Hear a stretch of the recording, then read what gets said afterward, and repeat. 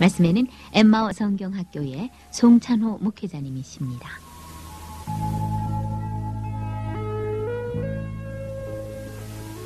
애청자 여러분 안녕하십니까? 오늘은 발람과 발락의 생애를 통해서 교훈을 받고자 합니다. 발람의 이름은 백성을 파멸시키는 자를 나타내주고 있습니다. 발람은 이름이 의미하는 대로 모압 왕 발락과 함께 이스라엘 백성을 파멸시키려 했던 인물입니다. 이스라엘이 40년의 광야 여정을 끝내고 요단강을 건너기에 앞서서 모압 평지에 머무르게 되었습니다.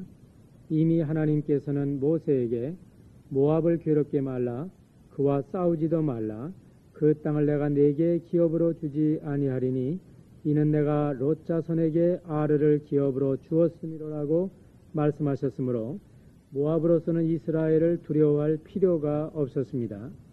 그럼에도 불구하고 모압 왕 발락은 수백만 이스라엘 백성이 유진해 있음을 보고 이제 이 무리가 소가 밭의 풀을 뜯어먹음 같이 우리 사면에 있는 것을 다 뜯어먹으리라고 두려워했습니다. 인접국의 예언자로 이름이 널리 알려져 있던 발람에게 사신을 보내어 이스라엘을 저주하기를 간곡히 당부했습니다. 발람이 이스라엘 하나님께 이를 아뢰었을 때 너는 그들과 함께 가지도 말고 그 백성을 저주하지도 말라. 그들은 복을 받은 자니라 하고 응답하셨습니다. 1차 거절을 당한 발락은 더 높은 사람을 더 많이 보내어 발람에게 지위와 재물을 주어 회유했습니다. 이미 하나님의 뜻을 알고도 미련을 버리지 못하는 발람을 견책하고자 하나님은 그 사람들이 너를 부르러 왔거든 일어나 함께 가라. 그러나 내가 네게 이르는 말만 준행할지니라 하고 경고하셨습니다. 발람이 아침에 일어나서 자기 나귀의 안장을 지우고 모압 귀족들과 함께 행하니 그가 행함을 인하여 하나님이 진노하심으로 여호와의 사자가 그를 막으려고 길에 서 있었습니다. 발람은 이를 볼 수 없었지만 나귀는 이를 보고 피해 밭으로 들어섰습니다. 발람이 나귀를 때리자 나귀의 입이 열려 발람을 책망했습니다. 여호와께서 나귀의 입을 여시니 발람에게 이르되 내가 네게 무엇을 하였기에 나를 이같이 3번을 때리느뇨. 나귀가 발람에게 이르되 나는 네가 오늘까지 일생에 타는 나귀가 아니냐. 내가 언제든지 네게 이같지 않은 행습이 있더냐. 때 여호와께서 발람의 눈을 밝히심에 여호와의 사자가 손에 칼을 빼어들고 길에 선 것을 보고 머리를 숙이고 엎드렸습니다. 하나님의 뜻이 아닌 줄 알면서도 불의의 삭슬 사랑하던 발람은 나귀의 책망을 받은 것입니다. 베드로후서 2장 15절 16절에는 저희가 바른 길을 떠나 미혹하여 부올의 아들 발람의 길을 좇는도다.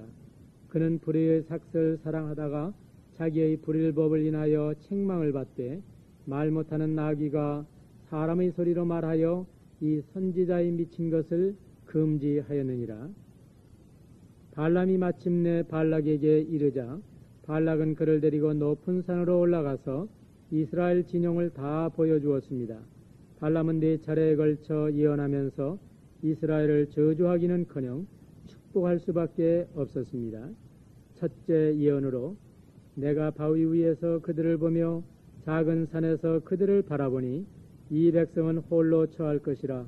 그를 열방 중의 하나로 여기지 않으리로다. 야곱의 티끌을 뉘능히 계산하며 이스라엘 4분의 1을 뉘능히 계수할 것. 둘째 예언으로 여호와는 야곱의 허물을 보지 아니하시며 이스라엘의 패역을 보지 아니하시는도다. 여호와와 그의 하나님이 그와 함께 계시니 왕을 부르는 소리가 그 중에 있도다. 하나님이 저주치 않으신 자를 누가 저주할 수 있으며 하나님이 꾸짖지 않으신 자를 누가 꾸짖을 수 있겠습니까? 하나님이 오직 축복을 명하셨을진데 누가 그 축복을 돌이킬 수 있겠습니까? 허물 많은 이스라엘 백성을 저주할 수 없었던 것처럼 또한 축복할 수밖에 없었던 것처럼 거듭난 하나님의 자녀에게는 영원한 안전이 보장되어 있으며 영원한 축복이 보장되어 있습니다. 그러므로 이제 그리스도 예수 안에 있는 자에게는 결코 정죄함이 없습니다.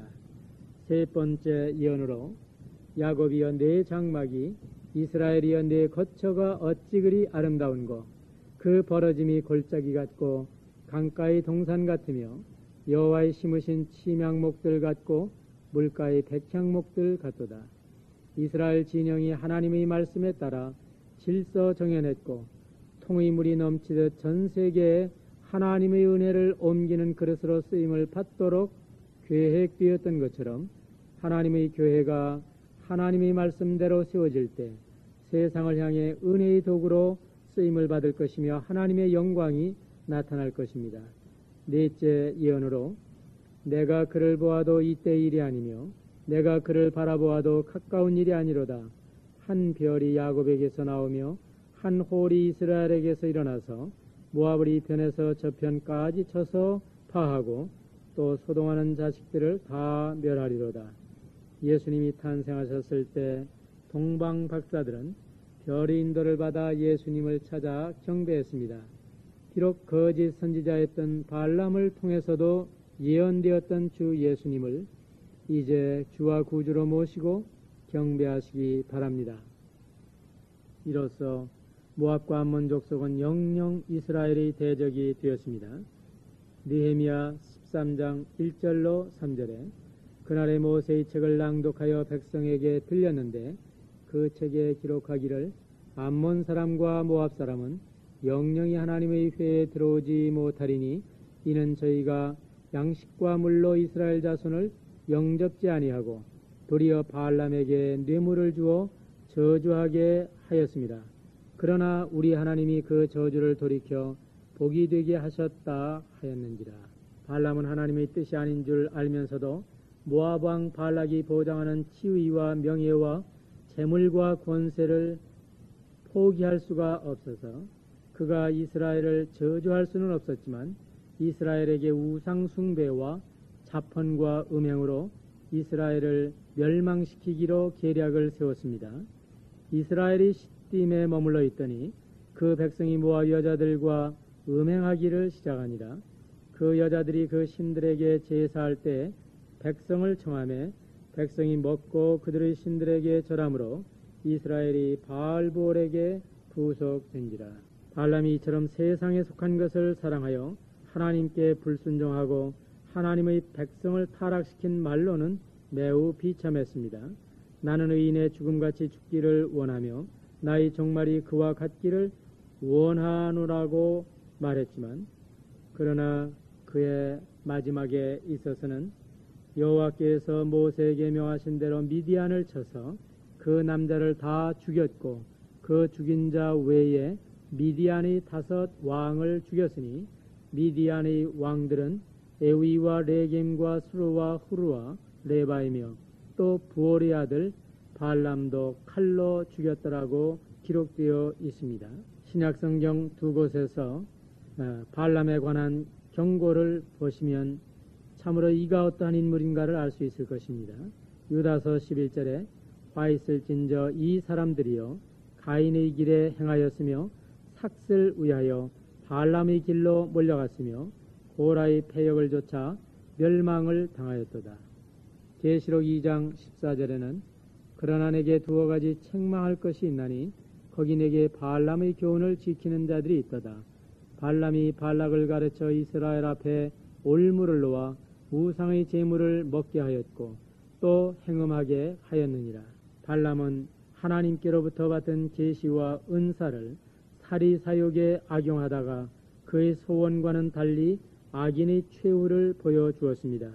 의인다운 죽음을 맞고자 한다면 의인답게 살아야 할 것입니다.